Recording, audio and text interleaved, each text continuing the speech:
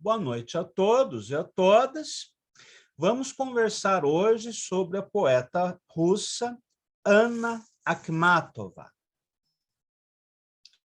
Anna Akhmatova tem a sóbria e aristocrática beleza da serenidade. Escrevia, em 1962, o poeta chileno Nicanor Parra, em sua apresentação da antologia bilíngue Poesia Soviética Russa. Abre aspas. Sua imagem, com o inseparável chale negro sobre os ombros, associa-se, naturalmente, à tradicional melancolia da paisagem de Leningrado, com suas imperiais grades de ferro batido e o brilho do rio Nevá, que parecem refletir a clareza clássica de seus versos, onde até a paixão veste o corpete da lógica. Seu tema central é o da alma feminina solitária, que abre caminho para a luz da compreensão e da simpatia. Seu virtuosismo técnico é do tipo que não salta aos olhos. De tal forma, suas imagens conseguem ser, ao mesmo tempo, simples e profundas, dizendo tudo com simples alusões. Seus versos distinguem-se por essa capacidade de sugerir os fenômenos imperceptíveis, como as lembranças, os sonhos, a imaginação. Fecha aspas, fim da citação. Nesta breve apresentação da autora russa, Nicanor Parra cita alguns dos elementos essenciais da poesia de Akhmatova. A sua vocação para o clássico ou neoclássico, expressa na clareza, harmonia, equilíbrio, objetividade e simplicidade de seus versos, que, no entanto, comunicam uma subjetividade quase romântica, em que ela revela, sempre de modo enviesado, suas emoções e fatos de sua vida, em tons que oscilam entre a ironia, o sarcasmo, a saudade, a melancolia e o timbre trágico. Essa descrição se aproxima do disfarce, como observa Roberta Rieder, abre aspas. Ela era muito discreta quanto aos acontecimentos de sua vida pessoal e contida em seu modo de escrever. Seus poemas frequentemente mascaram mais do que revelam. Embora muitas vezes inspirados por fatos ou emoções reais, seus poemas têm vida e personalidade próprias. Fecha aspas.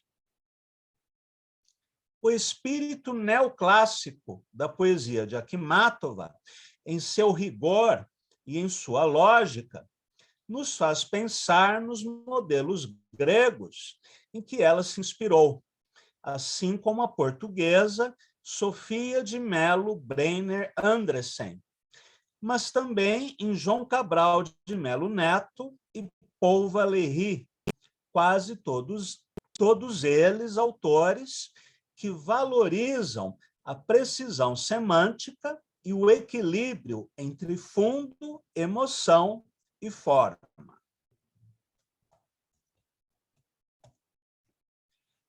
Assim como seus irmãos espirituais, Akhmatova foi uma poeta grega nascida no século XX e aderiu ao acmeísmo, movimento literário russo, cujo nome deriva da palavra acme, que em grego significa cume ou ápice. A revista Apolo, criada pelos poetas desse grupo, defendia um ideal apolíneo, em oposição ao hermetismo da poesia simbolista, que estava em voga na Rússia nas primeiras décadas do século XX, e também às vanguardas, como o cubo-futurismo, liderado por Vladimir Mayakovsky, que causava repulsa aos acmeístas pelo seu experimentalismo linguístico, que incluía o uso de neologismos, rimas e ritmos considerados bizarros, imagens rebuscadas, hiperbólicas, e, sobretudo, pelo alinhamento político dos poetas desse grupo com os revolucionários bolcheviques. Os acmeístas valorizavam a concisão e a expressão direta por meio das imagens, mantendo a métrica, o ritmo, as rimas e as figuras de linguagem da versificação clássica. Não foram, porém, passadistas, como os parnasianos. A poesia do grupo acmeísta, ao qual também pertencia outro notável poeta, Ossip Mandelstam, relaciona-se com a modernidade de forma paradoxal, por sua ênfase na materialidade da palavra poética, para usarmos uma expressão cara a Roman Jakobson, e pelo seu imagismo, expresso, sobretudo, nas descrições de paisagens da natureza. Conforme escreve Lauro Machado Coelho, os acmeístas, abre aspas, pregavam a necessidade do retorno ao realismo, da devolução à palavra poética, de sentidos bem claros e delimitados, ao contrário da fluidez de significados e do hermetismo praticado pelos poetas da fase final do simbolismo. Fecha aspas. Citando Gorodziewski, aspas de novo. A palavra tem de ser valorizada pelo som que tem, mas por seu significado, não por sua música, mas pelo que afirma.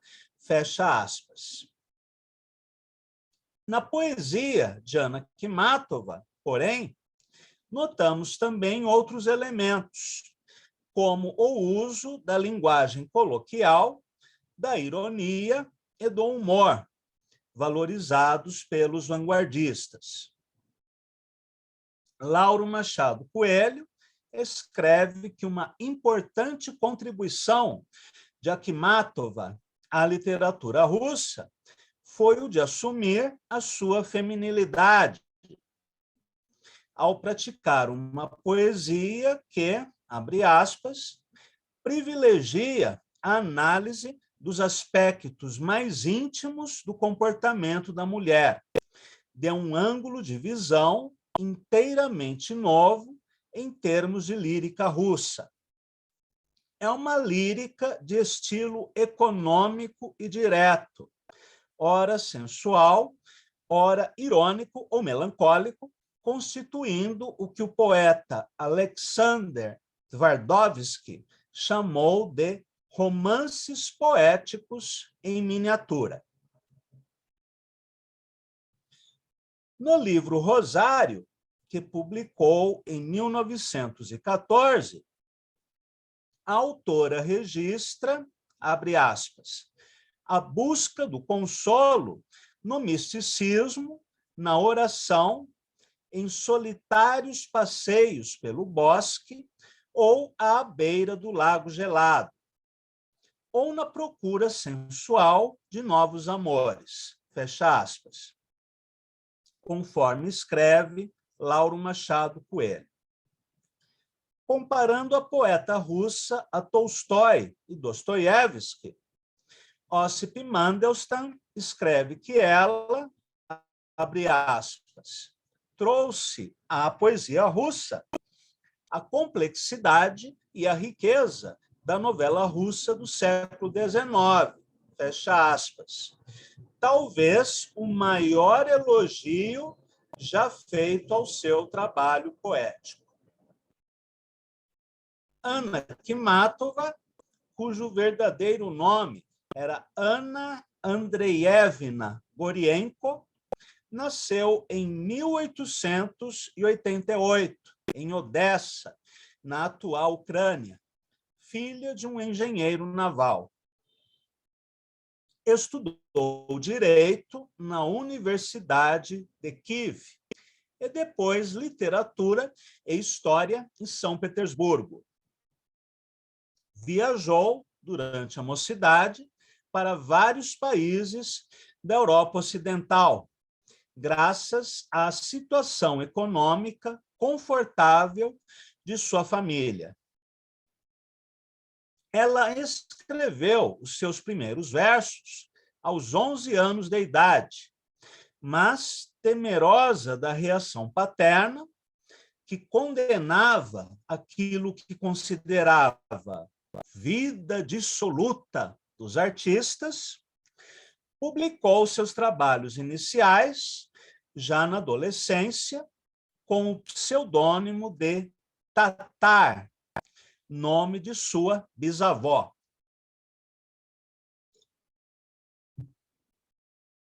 Mais tarde, adotaria o nome literário que a tornou conhecida, Anna Akhmatova, com o qual assinou todos os seus livros. Em 1905, os seus pais se separam, quando ela contava com apenas 17 anos.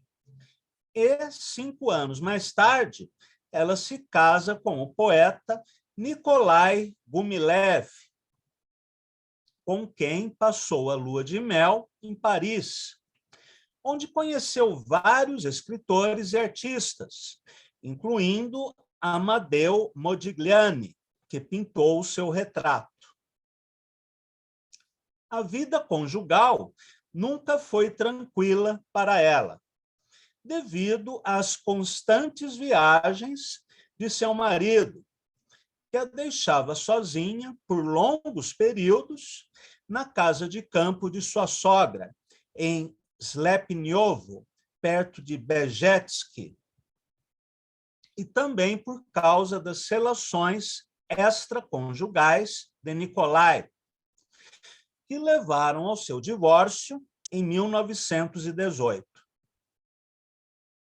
O seu segundo casamento, com Vladimir Chileiko, um estudioso que fazia traduções de textos assírios e babilônicos, a partir de tabuinhas cuneiformes, tampouco foi estável, sendo ele próprio um poeta mal-sucedido, sentia forte inveja da mulher.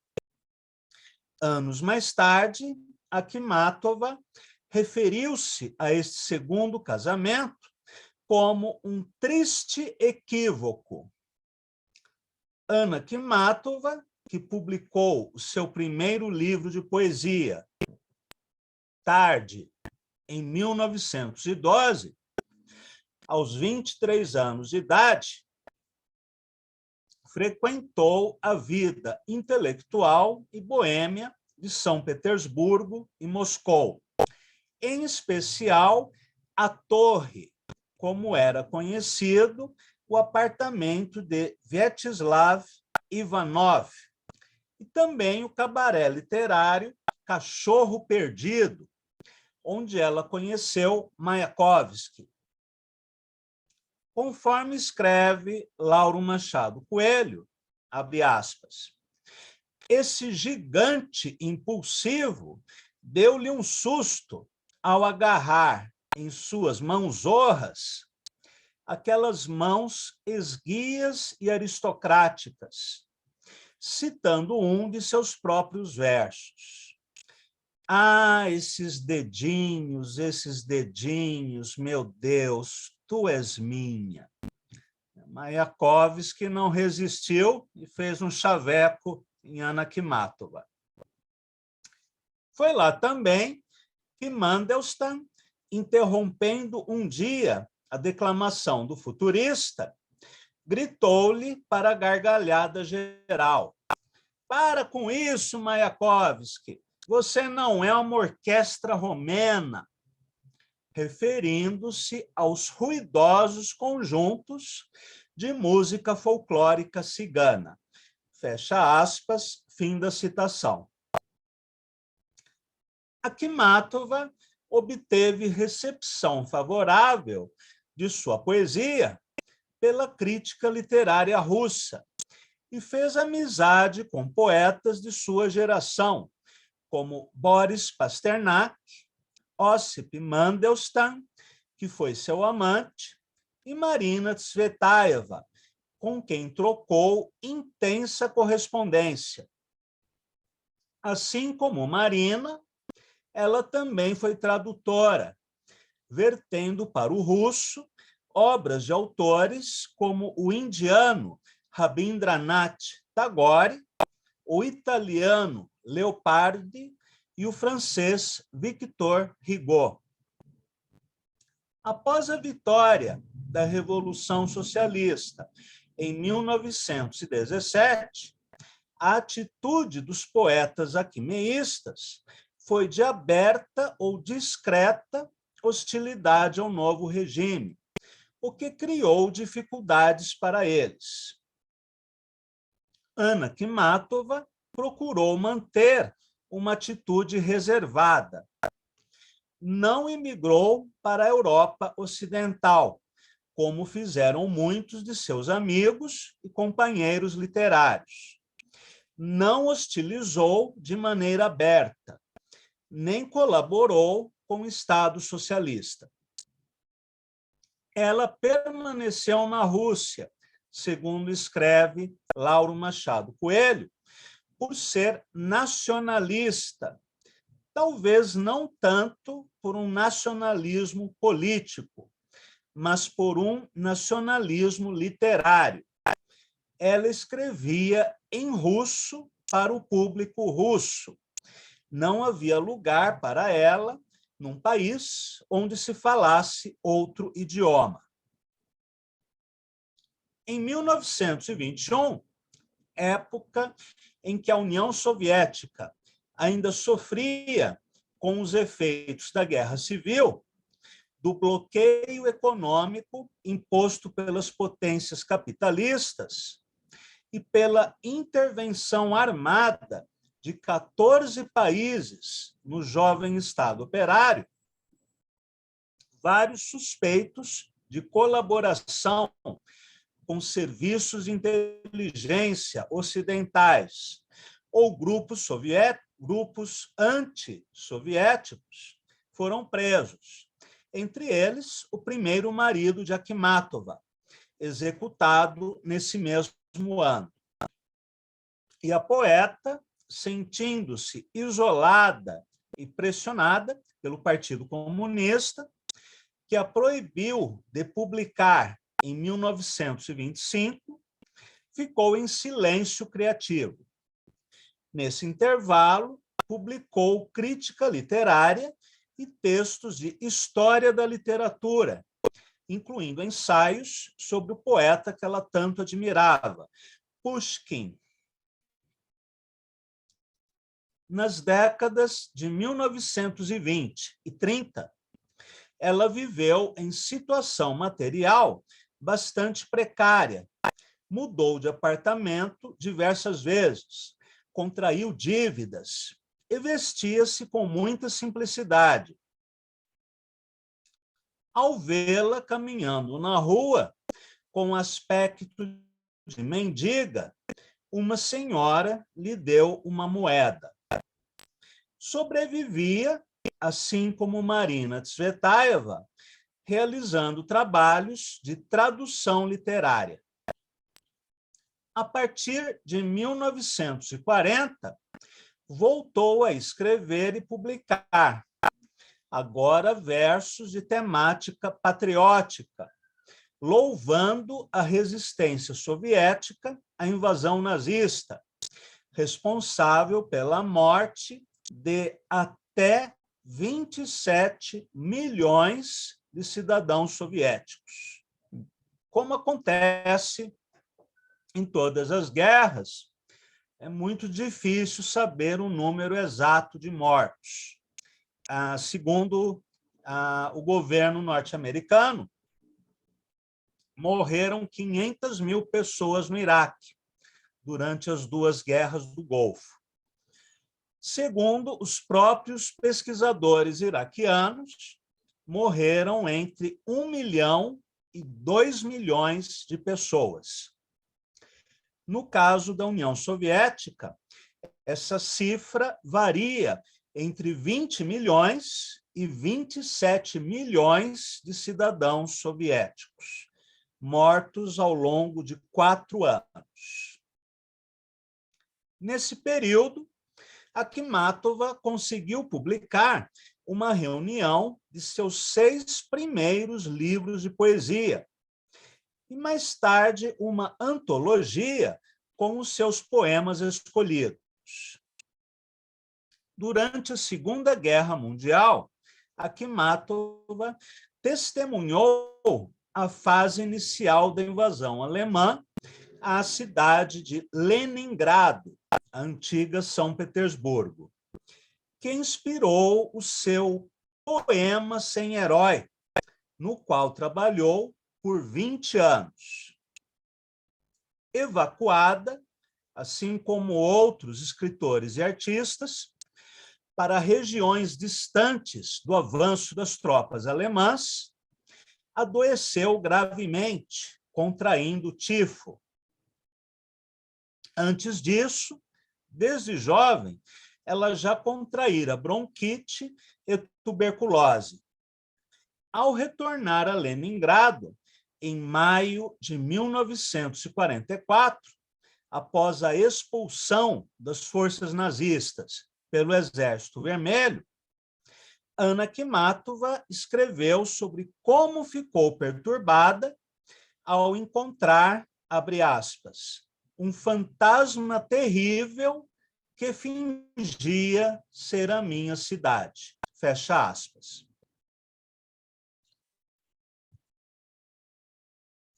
Durante o cerco, que levou 3 anos, a população sofreu com os bombardeios aéreos, que destruíram a infraestrutura urbana, e também com a falta de comida, eletricidade e a proliferação de epidemias.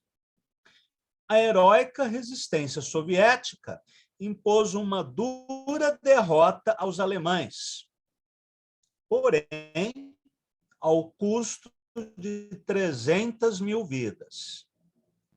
Após a guerra, em 1952, Akhmatova recebeu novamente a hostilidade das autoridades soviéticas ao seu trabalho poético, em especial pela forte crítica de Zhdanov, comissário da cultura, que condenou o que ele considerava uma poesia, abre aspas, estranha aos interesses do povo soviético, fecha aspas.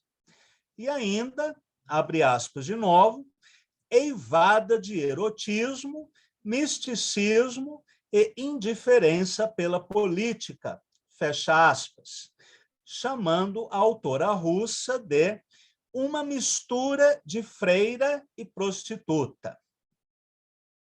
Esse sinistro personagem, cujo nome se escreve em português como Zhdanov, Jdanov, ou ainda Zhdanov, com a inicial Z, causou grande prejuízo à cultura soviética durante o tempo em que ele teve algum poder. A censura das autoridades governamentais foi agravada pela visita que Anna Akhmatova recebeu em seu apartamento do intelectual inglês Isaiah Berlin, que trabalhava para o corpo diplomático da Grã-Bretanha, o que levou à suspeita de que ela trabalhava para o Serviço de Inteligência inglês. Este fato levou, inclusive, à sua expulsão da União dos Escritores Soviéticos e à perseguição e prisão de seu filho Liev, também acusado de atividades antissoviéticas, o que lhe causou profundo sofrimento.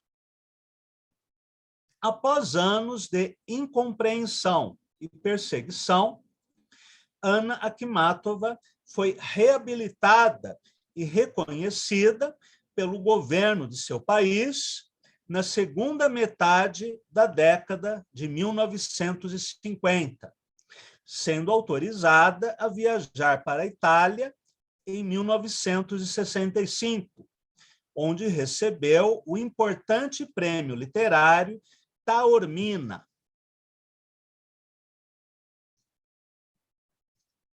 No mesmo ano, viajou para a Inglaterra, onde recebeu um título honorário da Universidade de Oxford. Em 59, foi eleita para o Presídium da União dos Escritores e o Estado soviético concedeu-lhe o direito de passar longos períodos em uma dacha, ou casa de campo, em Komarovo, onde ficava a colônia de férias da União dos Escritores. Em 1965, foi indicada para o Prêmio Nobel de Literatura. Anna Akhmatova faleceu em 1966, numa clínica em Moscou, aos 78 anos de idade, após sofrer 4 infartes. Centenas de admiradores compareceram ao serviço fúnebre na Catedral de São Nicolau, em Leningrado, e ao enterro no cemitério de Komarovo, perto do lago, à margem do qual ela gostava de passear. Segundo Augusto de Campos, que traduziu poemas da autora russa, publicados na antologia Poesia Russa Moderna, obra organizada e traduzida por ele, seu irmão Haroldo e Boris Schneiderman, abre aspas. Sua obra não tem as ousadias, as transgressões sintáticas, a concretude sincopada dos poemas de Marina Tsvetaeva, que, de resto, a admirava, ou mesmo a estranheza e originalidade dos poemas de Mandelstam, com quem manteve profunda relação de amizade. Desenvolveu uma poesia de cunho emocional e sensitivo, porém marcada pela nobreza e pela sobriedade de dicção, e por uma insubornável fidelidade à própria experiência, características que a redimem, nos melhores momentos, da abordagem convencional. Seus poemas nos desvendam nuances e peculiaridades da sensibilidade feminina, com parcimônia vocabular e crescente distanciamento crítico. A poesia da última fase de Akhmatova projeta o intimismo de sua linguagem no discurso mais amplo de seus poemas longos, de cunho dramático. Fecha aspas. Vamos ler agora alguns poemas da antologia organizada pelos irmãos Campos. Quem quiser acompanhar, né, tiver o livro, vou ler o poema da página 172. O cemitério. Inflete um rio anil à direita, no vazio do terreno. Tu me disseste, vai para um cemitério. Perdão, tu me disseste, vai para um convento. Ou, se queres, desposa um imbecil. Estas coisas só um príncipe diz, discurso que se grava na memória, por séculos a fio e que desliza manto de zibelina pelas costas. Este é um poema metalinguístico que remete à peça de Shakespeare. Aqui, porém, Ofélia não é recusada por Hamlet, mas assume um outro papel, em que aparentemente simula indiferença ao príncipe dinamarquês, para estimular ainda mais o seu desejo. O poema é dividido em duas partes. Haroldo de Campos traduz apenas a primeira, em que notamos a concisão, a ironia, a linguagem substantiva, a sintaxe enxuta, a inclusão de uma fala em primeira pessoa e entre aspas, de voz masculina, dentro de outra fala, em voz feminina. O poema não tem uma conclusão, mas finaliza com uma imagem, o manto de zibelina sobre as costas. Vamos agora ler a tradução do Lauro Machado Coelho, do mesmo poema, só que ele traduziu as duas partes, lendo Hamlet. No cemitério, à direita, cobriu-se o túmulo de pó, e, por trás dele, brotou um rio azul. Tu me disseste, então vai para o convento, ou casa-te com um idiota. Só os príncipes falam sempre assim. Mas eu me lembro dessas palavras. Deixem que elas flutuem por 100 séculos, como um manto de arminho jogados sobre os meus ombros.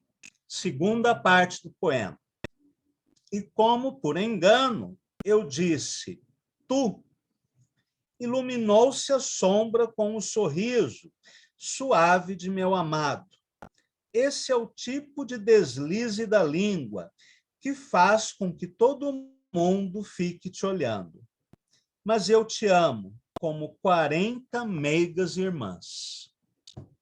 A primeira parte do poema, em comparação com a tradução de Haroldo, é mais prolixa e explicativa, embora tenha beleza poética.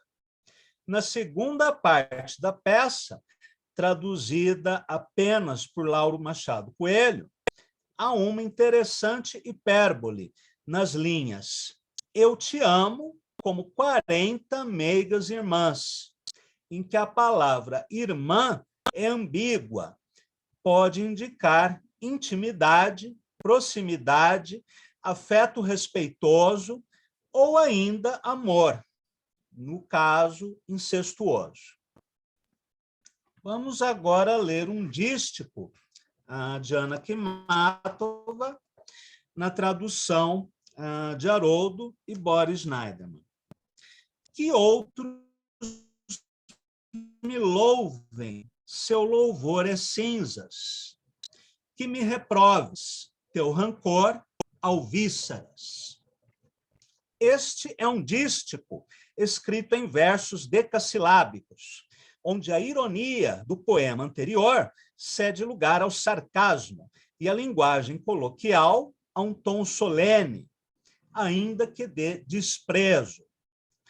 Cada verso é dividido em duas partes, em que a autora contrapõe o louvor ou a censura de um desafeto ao louvor ou censura de outros, num poema que parece responder aos críticos que, na década de 1930, censuraram a autora.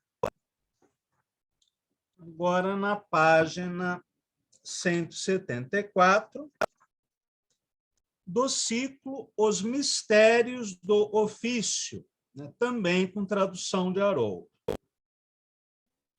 Não me importa o exército das odes, nem o jogo torneado da elegia.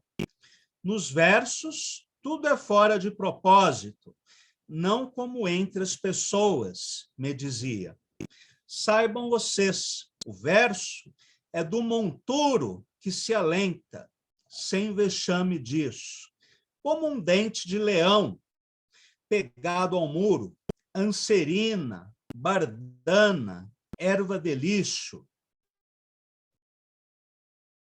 Grito de zanga, um travo de alcatrão, um bolor misterioso que esverdinha, e eis o verso, furor e mansidão, para a alegria de vocês e minha. Este é um poema dividido em 3 quartetos, com versos decassilábicos e as rimas divididas na sequência AB. Escrito em 1940, no início da Segunda Guerra Mundial, é, ao mesmo tempo, um poema metalinguístico que apresenta os versos organizados à maneira militar em exércitos de odes, expressão que recorda a cavalaria do sarcasmo de Mayakovsky, e também histórico, por trazer ao lirismo as imagens do conflito. Notável a linguagem substantiva, às vezes para a tática, em versos como estes, na segunda estrofe. Como um dente de leão pegado ao muro, anserina, bardana, erva de lixo. Também poderíamos comparar esse poema com João Cabral de Melo Neto, sobretudo esta linha. Saibam vocês, o verso é do monturo que ele se alenta. Lembra aquele poema de João Cabral de Melo Neto, em que ele se refere às fezes. Por fim, vamos ler o poema Cleópatra, da página 176. Cleópatra, que tem uma epígrafe de Pushkin. Os palácios de Alexandria cobriram-se de sombras suaves. Ela já beijara os lábios de Antônio sem vida e chorava de joelhos ante Augusto, vencida. E os servos a traíram. Sob a águia de Roma, as trombetas ressoam e o crepúsculo assoma. E chega o último escravo de sua beleza. Alto e solene, num sussurro, ele pondera: vão te levar para ele, em triunfo, como presa. Mas a curva do colo de cisne não se altera. Amanhã acorrentarão seus filhos. Pouco lhe resta brincar com este rapaz até perder a mente. E, de piedade, a víbora negra, último gesto, depor no peito moreno, com a mão indiferente. Este poema, de 1940, foi traduzido por Augusto de Campos. Essa composição tem estrutura semelhante à anterior. Ela é dividida em 3 quartetos, mas com métrica de 12 sílabas, e as rimas divididas na sequência AABB. Esta é uma alegoria em que, referindo-se ao episódio histórico de Cleópatra e Marco Antônio, Ana Akhmatova relata o seu próprio sofrimento familiar, com a execução do ex-marido, quando ela fala Antônio já sem vida, e a prisão de seu filho Liev. Amanhã acorrentarão seus filhos. Muito bem, este é o conteúdo que eu preparei para hoje. Na semana que vem, falaremos sobre outra extraordinária poeta russa, Marina Tsvetaeva. Perguntas, comentários?